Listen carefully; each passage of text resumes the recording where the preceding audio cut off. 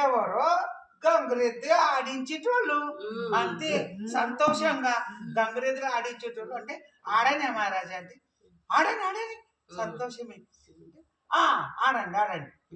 ఇప్పుడు గంగరెద్దు ఆడిచ్చి భిక్ష అడుక్కోరా, భిక్ష అడుక్కుంటారు. నువ్వు వేసేటడవా కాదు, ఏం అడిగితే అది ఇస్తాను అంటారు. ఏం అడిగితే అది సంతోషం అంటే ఆడని గంగరెద్దు. కొత్తగా బట్టలు అవి వేస్తారు కదా దానికి, వేసినాక ఆట ఆడిస్తారు కదా. గజాసుర మహారాజు అంటే చాలా ఎంత సూపర్ గా ఎంత దానకర్ణుడు, చాలా దయాశీరుడు, అలాగే అన్ని వర్ణన. అది ఇట్లా ఆడితేనే ఈయన గజాసురుడు అనేటి మహారాజు చాలా దయగలుడు, ఇచ్చిన మాట తప్పలేనటువంటి వాడు, అలాంటి వాడు అనగానే నిజమా నిజమా అంటే ఆ ఎద్దు అంటది గంగరెద్దు, నిజమే నిజమే అని ఎత్తి ఇట్లా మన వసవని ఎట్లా వలుపుతున్నాడు చూడు అని. ఇక విష్ణు ఆట ఆడతాడు. ఆ పూలు వీరగలుగుతుంది లక్ష్మి, సంగీతం సరస్వతి సంగీతం పాడుతుంటే బ్రహ్మ తాళాలు వేస్తుంటే వీళ్ళందరూ ఇంద్రుడు అన్ని దేవతలందరూ అంతా నాట్యం ఆడతారు. ఆడినంత చెప్పి ఆడంగా ఈయన చూస్తుంటాడు గజేశ్వరుడు, సంతోషపడతాడు. ఇక సంతోషపడంగా సరే ఏం కావాలి ఒక్కసారి అడగండి, ఇంతగానో ఆడుతున్నారు అనగానే నారద మహర్షి అంటాడు, ఇప్పుడు సంతోషం మీ నాట్యం ఆడేదానికి ఆ భావార్థం ఉంటది కదా, ఏం కావాలనో మరి సంతోషపడ్డాడు మన గజాసుర మహారాజు అనగానే సంతోషం సంతోషం అని అది ఆపేసినాక నాట్యం ఆపేస్తారు. ఆపేయంగానే సంతోషం ఏం కావాలి కొనుక్కోండి, మాణిక్యమా వజ్రమా వైడూర్యమా ముత్యాల హారాల పగడమా ఏం కావాలంటే అది ఇస్తా, పట్ట పితాంబరమా అన్ని ఇస్తా అంటే ఇప్పుడు వాళ్ళందరూ చేతులు జోడించుకుని నిలబడతారు. నిలబడి పగడం వద్దు, మాణిక్యం వద్దు, మాకు వజ్రం వద్దు, వైడూర్యం వద్దు, ఏమొద్దు, కానీ మీరు మాట నాకు ఇస్తే మేము అడుగుతాం.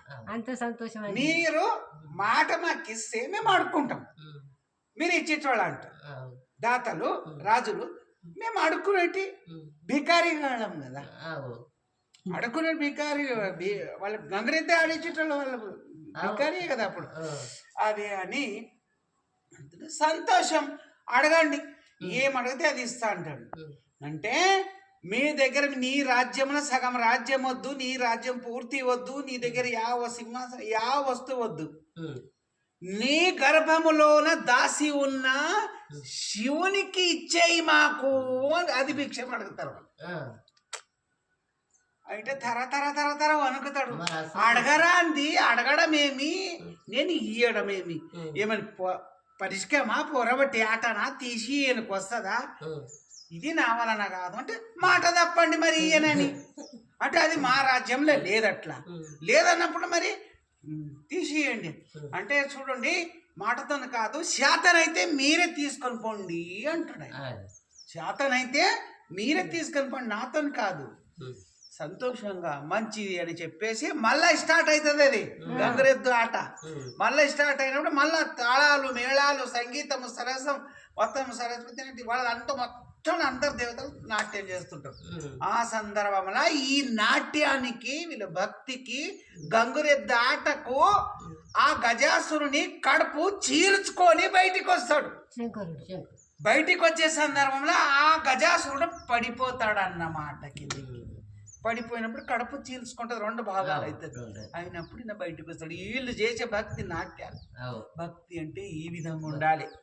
భక్తి అంటే తొలకొచ్చేది ఈ విధంగా ఉంటే వస్తాడే కానీ మీకు చేత అయితే తీసుకుపోండి అంటే ఆడ తీసుకొస్తా చేతి నుంచి భక్తితోని ఆయన అళ్ళకెళ్ళి వీళ్ళ భక్తికి కదిలి తానైతే చీల్చుకొని బయటకు అందుకు బులింగాడు అంటారు. ఆ విధంగా పొంగి ఆ విధంగా బయటికి వస్తాడు. అప్పుడు సంతోషపడి అప్పుడు ఆ విధంగా అంటాడు, ఇన్ని రోజు వెలుగులో వెలుగు మహా వెలుగులాక నా దేహం ఉంచుతీవి, నా రాజ్యం ఉంచుతీవి, కానీ చిమ్మని చీకట్ల పారేసి నన్ను వదిలిపెట్టి వెళ్తున్నావా దేవుడా, వెళుతున్నావా అని గజాసురుడు అంటాడు.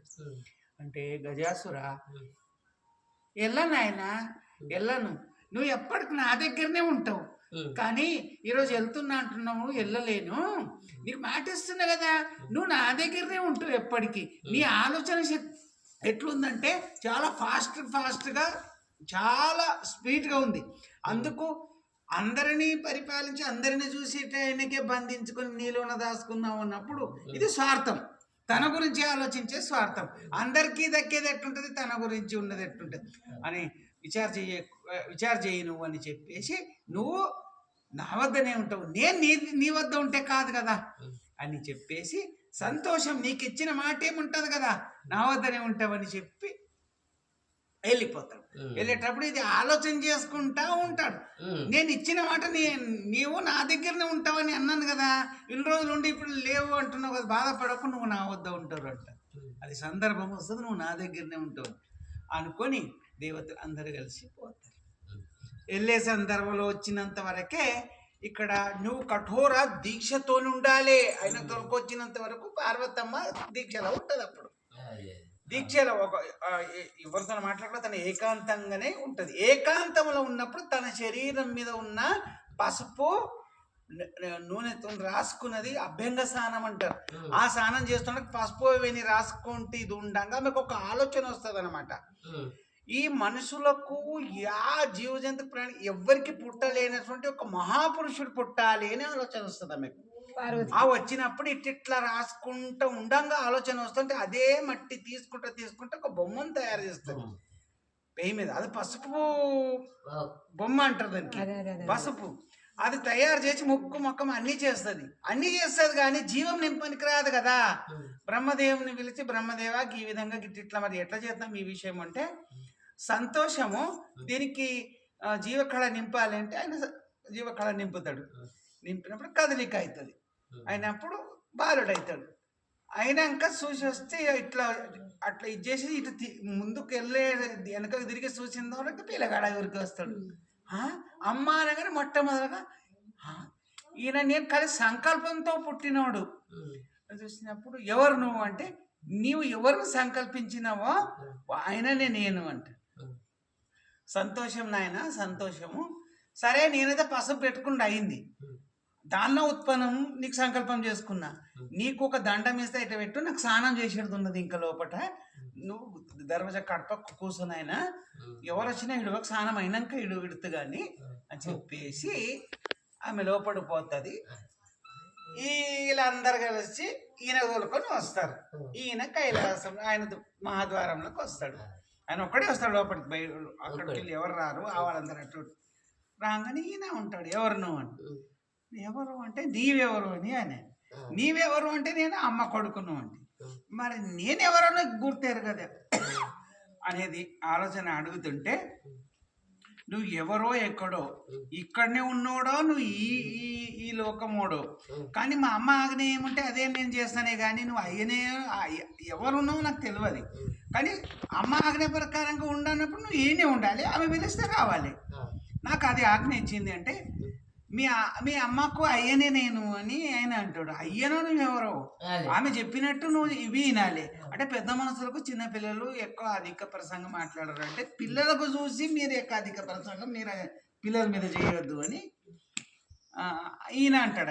ఆయన ఈ విధంగా అనగా, ఇక ఆమె ఇచ్చిన దండం ఏముంటాయి కదా, దండంతో ఆమె పోరాడన్నది. కానీ ఏ ప్రసంగంలోనూ కూడా ఇసిరి కొట్టకన్నది ఆ చేతిలో దండ, చేతుల దండ.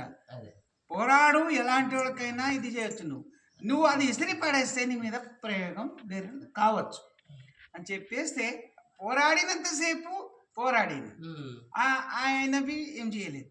లాస్ట్కు ఇస్త్రీ కొట్టిండు, అది పోయి కింద పడ్డప్పుడు ఆయన అది త్రిశూలం ఏముంటుంది కదా, అది వచ్చేసి తల చేసి పడేసింది. అంటే దీని భావార్థం ఏముంటుందంటే, మొదలు సంకల్పం ఆయన సంకల్పం ఉంటుంది, ఈమె సంకల్పం ఉంది కదా, ఆయన రావాలి అని దాసి ఉండే. వీళ్ళందరి సహకారంతో ఈమె నిష్ఠ చేసి వ్రతంలో ఉంది. వ్రతంలో ఉన్నప్పుడు ఈమె వ్రతం ప్రతిఫలించాలి అంటే ఈమె అభ్యంగ నియమనిత్యాలు ఏం చేస్తుంది కదా, అప్పుడు పసుపుతోని పేయంత రాసుకొని సంకల్పం వచ్చినప్పుడు ఉమ్మ చేసి ఒక కొత్తగా రూపంతో ఒక బాలను సృష్టించింది, అక్కడ పెట్టింది కదా. తర్వాత స్నానం చేయాలి. ఇంకా స్నానం అది ఆడికాయ పెట్టుకున్నాడు ఆ చేసుడు అయిపోయింది, ఇంకా స్నానమే కాలేదు కదా.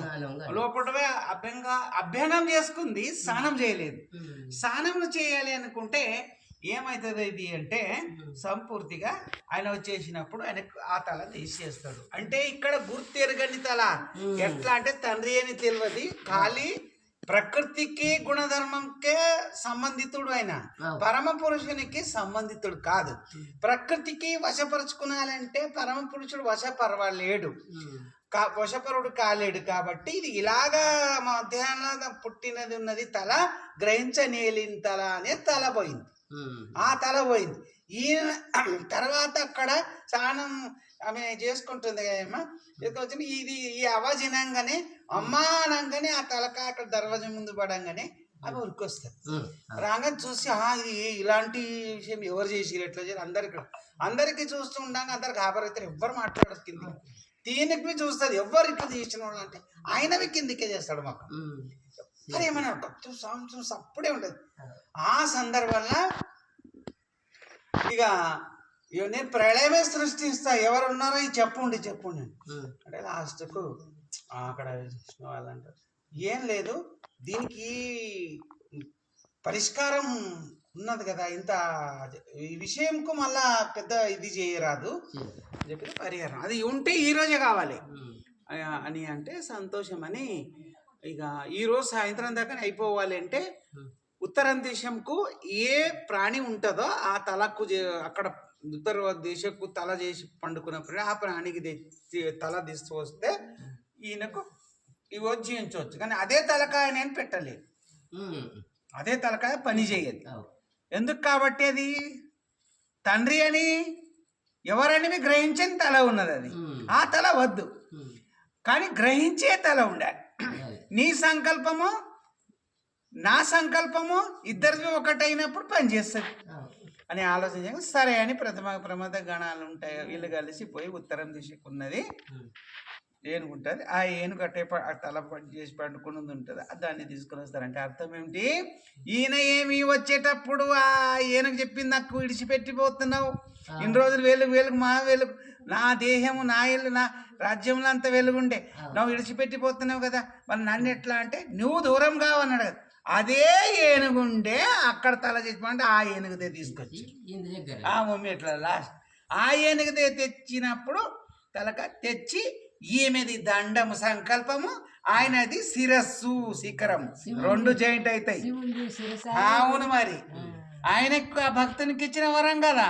ఈమె సంకల్పంతో తయారు చేసిన ఆచారమారుడు అయినటువంటి ఒక కుమారుడు, మనసుని పుట్టినోడు కాదు కదా అని ఆయనది ఈయనది రెండు కలిపితే ఏమైంది, అది వినయము గలది.